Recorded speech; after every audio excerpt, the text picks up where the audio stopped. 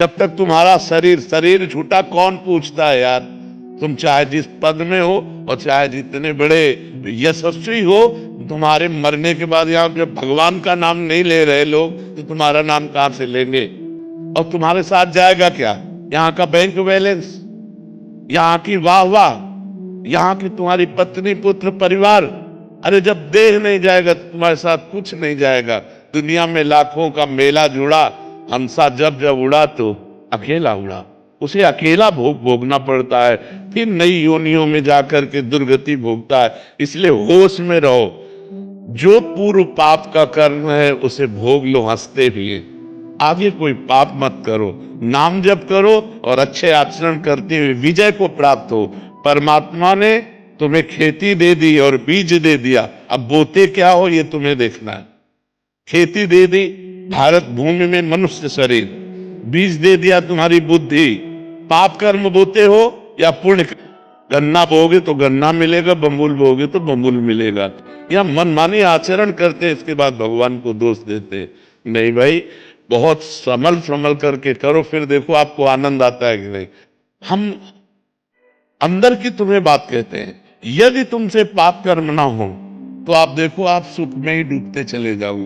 लेकिन मनमानी आचरण करते हो, पाप करते हो, जब उसका दंड आता तो भगवान को कोसते हो। भगवान एक सर्व समर्थ पिता है जो तुम्हें दे दिया, अब तुम उसका बर्ताव क्या करते हो अपने श्वासों का, ये तुम कर्म वर्तमान में कुछ हमें अच्छा देके जाते हैं। हाँ। या वर्तमान में क्यों आओ अच्छा कर्म। वर्तमान का अच्छा कर्म तत्काल तो शांति देगा, लेकिन परिणाम आगे देगा। तत्काल फल नहीं मिलता है।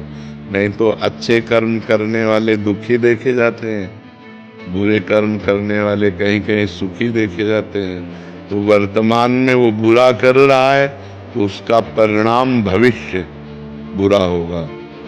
वर्तमान में भला कर रहा है तो उसका परिणाम भविष्य अच्छा होगा। हो सकता है अगले जन्म मिले, लेकिन अभी वर्तमान में जो हमें भोगने को मिलेगा वो पूर्व कर्म का मिलेगा। हम बुरा करें या भला करें उसका कोई परिणाम अभी नहीं मिलेगा, अब उसका परिणाम ही मिलेगा। अच्छा करेंगे तो अभी हृदय में शीतलता होगी, बुरा करेंगे तो हृदय हमारा जलेगा, लेकिन कर्म का परिणाम आगे प्राप्त होगा। हमारा शरीर जब रचा गया तो दो कर्मों से रचा गया, पाप और पुण्य। तो पूरे जीवन भर उस रचना का भोग हमें भोगना पड़ेगा। आपके आज के करने से उस पर कोई फर्क नहीं पड़ने वाला। हाँ, एक फर्क पड़ जाएगा, भजन से। यदि आप भजन करोगे, भगवान का नाम जप करोगे, तो आपके अशुभ नष्ट हो जाएंगे, पाप नष्ट हो जाएंगे, प्रारब्ध को सहने की सामर्थ्य मिलेगी और आप आगे निकल। हम सबको कह रहे हैं कि होश में हो जाओ, तुम कसाई वाड़े में हो। कसाई वाड़े में कौन से पशु का नंबर कब आता है तो आश्चर्य की बात थोड़ी है। वो हरी हरी घास खा रहा, पंखा के नीचे है, वो समझ रहा मैं बड़ी मौज में नहीं, अगला नंबर तुम्हारा है। कोई गर्भ में मर जाता है, कोई गर्भ से बाहर आके मर जाता है, कोई बाल्यावस्था में मर जाता है, कोई जवानी में मरता है, कोई बुढ़ापे में मरता है। मरना तो है ही, और अपने कर्म के अनुसार मरना ही पड़ेगा। तुम्हारे बाप मर गए, तुम्हारे बाबा मर गए, तुम भी मर जाओगे, ऐसे क्रम है। उनसे लड़के उत्पन्न हुए, वो सयाने हुए, वो मरे, उनसे उत्पन्न हुए, वो सयाने हुए, वो मरे। ये क्रम चल रहा। कार में बैठे जा रहे हैं, फिल्मी गाना सुनते हुए चले, एक्सीडेंट हुआ, पूरा परिवार। तुमने जो कर्म किए, तुम्हारी आयु है 30 वर्ष, तो 30 वर्ष के बाद 1 सेकेंड नहीं बढ़ सकती। इसका नाम मृत्यु लोक है। यहाँ सब चाट जाएगा मृत्यु, किसी को बख्शेगा नहीं। कोई मरना नहीं चाहता और किसी अपने पारिवारिक जनों को कबूतर ने देखा बिल्ली आ रही तो आंख मूंद लिया, ये है ही नहीं बिल्ली, तो बच जाएगा क्या, तो फाड़ के खा जाएगी। तो ऐसे है कि हम मृत्यु की बात सुनना नहीं चाहते, हम मरना नहीं चाहते। तुम्हारे चाहने से है, अब तो गड़ासे में आ गए हो, काटे जाओगे, पक्का काटे। कैंसर, दिल फेल, किडनी फेल, ये सब क्या है, मृत्यु के गड़ासे हैं।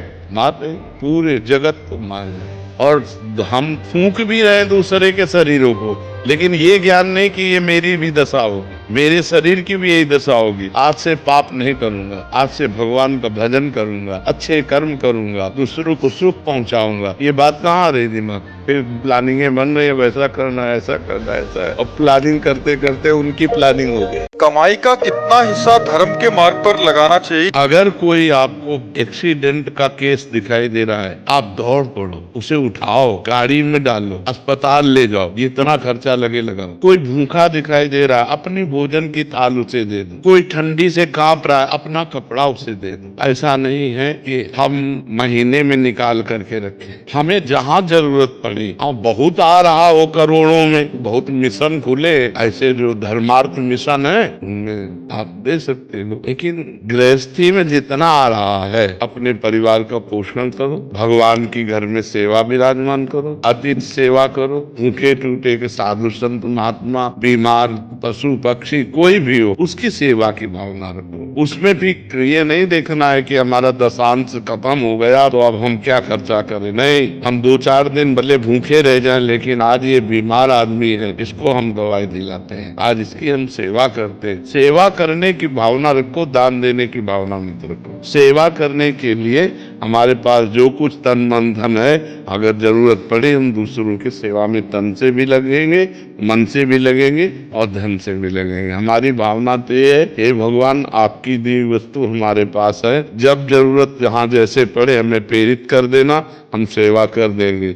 हम दान देने लायक नहीं है, क्योंकि दान अपनी वस्तु का दिया जाता है, वो वस्तु भगवान की है तो वो चले गए। हम का जब काम निकल जाता है तो मुझे गलत बोलने लगते हैं, उस वक्त मुझे इतना गुस्सा आता है कि सहन नहीं हो पाता और ऐसा लगता है कि मर जाऊं या मार दूं। अगर आप अच्छा करते हैं तो क्या ये अच्छा ही है? अच्छा का परिणाम अच्छा होना चाहिए। आप अपनी कामना और स्वार्थ की बुद्धि रख करके जो दूसरों के साथ व्यवहार करती है उसे अच्छा नहीं कहते। अगर वास्तविक अच्छाई है तो हम लौट कर धन्यवाद भी नहीं सुनना चाहेंगे, हम आपका हित करेंगे। आप क्या करते हैं मुझसे इससे मतलब नहीं। मैंने भगवान को साक्षी करके आपके लिए अच्छा व्यवहार किया, वो उसका भगवान मुझे परिणाम देंगे। हमें आपसे धन्यवाद की जरूरत नहीं। अब वो अगर हमें पलट कर गाली देता है तो हमारी अच्छाई यही है, हम मुस्कुरा के चल देंगे, उसको उत्तर नहीं देंगे, उसका बुरा नहीं चाहेंगे। अध्यात्म को समझिए। अगर अध्यात्म को नहीं समझेंगे तो देखो कितना बुरा भाव आ गया आपके अंदर। हमारी अच्छाई तो तब है जब हम अच्छा करें और वो हमारे साथ बुरा भाव रखे, फिर भी हम अच्छा करें, तब तो हम अच्छे हुए ना। जब हम अच्छाई पर उतरे हैं तो हमें बुराई परास्त न कर पावे। आपको बुराई ने परास्त कर दिया, क्योंकि परिणाम में आपके अंदर बुरा भाव आ गया। ऐसा ना अपने को ना उसको। वो तेरे विचार हैं, मैं तेरा मंगल करती रहूंगी, तुझे सदैव मंगल मनाती रहूंगी। अब ये तेरे विचार है कि तू हमारा मंगल मनाए, वो हमारे प्रति बुरा भाव रखे तो वो भगवान देखेंगे। आपने बीच में कहीं भगवान को नहीं लाए, इसीलिए आप परेशान हो जाते हो। अगर भगवान को बीच में ले आए कि मेरी अच्छाई का फल मुझे भगवान देगा और तेरी बुराई का फल तुझे देगा, तो निश्चित समझो भगवान आपको सहयोग करेंगे, आपकी रक्षा करेंगे। हमारे प्रतिकूल वो बोल रहा है, हमारा मन स्वीकार कर रहा है, प्रतिकूल बोल रहा है, हमें जलन होगी, उसको रोक कौन सकता है? अगर भजन हो रहा है तो हमारी बुद्धि काम करेगी कि मेरे किसी पूर्व पाप का प्रायश्चित कराने के लिए भगवान इसको निमित्त बनाए हैं। ये कटु वचन बोलकर मेरे पापों का नाश कर रहा है, इसमें इसका तो कोई दोष है नहीं, हम उसको सह लेते हैं। हमसे आगे निकला जा रहा है, अरे उसका पुण्य है, उसने प्रयत्न किया है, उसने तपस्या की है, तो आगे वो निकला जा रहा है। हम खुद भजन करें, हम उससे आगे निकल जाएंगे, ईर्ष्या करने की जरूरत क्या है? तो बहुत से ऐसे विकार हैं जो बिना भजन के नष्ट नहीं होते। इसलिए नाम जप करो और सत्संग सुनो, तो उससे परिवर्तन हो सकता है। अपनी कोशिश काम नहीं, हिम्मत मत तोड़िए। 20 साल से हमारी किडनी फेल है और 20 साल से हम कष्ट भोग रहे हैं, लेकिन आप देख रहे हैं क्या हम अपनी हिम्मत तोड़ी है क्या? आप केवल दवाइयों का भरोसा रखते हैं और हम भगवान का भरोसा रखते हैं। लेकिन पूर्व का पाप, पूर्व जन्म का पाप हमको दंड दे रहा है, हम उसको भोग रहे हैं। ये जरूर है कि पूर्व का कोई प्रारब्ध ऐसा है जो आपके शरीर को दुख दे रहा है, तो नाम जप करते हुए भगवान की आशीष से इसको सहो। जैसे अब हम अपने मन को रोज समझाते हैं, बस शरीर छोटा कि भगवान के दरबार में जाना है, चुपचाप सह ले, तो आनंद पूर्वक सह रहे। तो ऐसे चुपचाप नाम जप करती हुए सहती जाओ और आपको तो दवाइयाँ भी मिल रही, सब व्यवस्था है। भगवान की कृपा है, आप ऐसे निराश मत होइए और हताश मत होइए। हम आपके साथ उदाहरण हैं, हर कष्ट को सहने के लिए हमें मनुष्य शरीर मिला, निराश मत होइए।